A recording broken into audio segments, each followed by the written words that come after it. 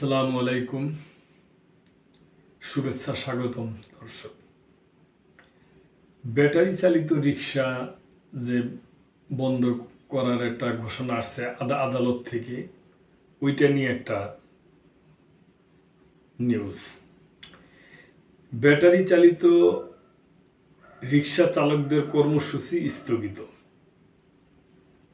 ঢাকা মহানগর পুলিশের আশ্বাসে জাতীয় প্রেস ক্লাবের সামনে আয়োজিত গণ অবস্থান কর্মসূচি স্থগিত করেছে ব্যাটারি চালিত রিক্সা, ভ্যান, ইজি বাইক শ্রমিক ইউনিয়ন।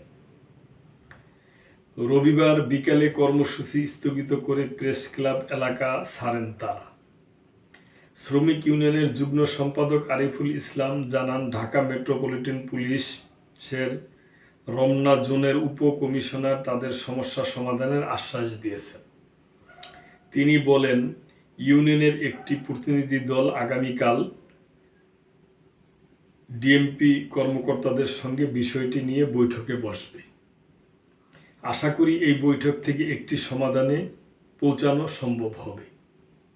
ইতিমধ্যে তাদের আরেকটি প্রতিনিধি দল এ বিষয়ে অ্যাটর্নি জেনারেল মোহাম্মদ আসাদুজ্জামানের সঙ্গে দেখা করেছে জানিয়ে তিনি বলেন, দাবি পূরণে হাইকোর্টের আদেশের বিরুদ্ধে একটি রিট আবেদন করা হবে।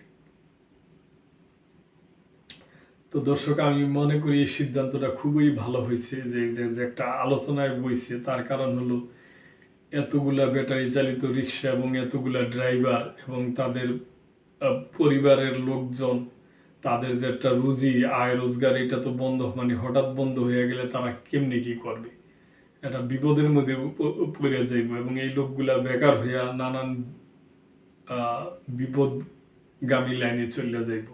তো এখন যেটা আলোচনার আশ্বাস দেওয়া হয়েছে এবং আলোচনা হবে আগামীকালকে, এটা খুবই একটা ভালো সিদ্ধান্ত হয়েছে। ব্যাটারি চালক রিক্সা যে কর্মকর্তারা, তাদের তরফ থেকে এবং যে কর্মকর্তারা এই আলোচনার আশ্বাস দিছে, উভয় পক্ষেই ভালো সিদ্ধান্ত লইছে। আশা করি এটা 2-1 দিনের মধ্যেই ভালো একটা সিদ্ধান্ত হবে। তো দর্শক, আজকে এই পর্যন্তই। ভালো থাকেন, সাবস্ক্রাইব করে চ্যানেলটির পাশেই থাকবেন আশা করি। আসসালামু আলাইকুম।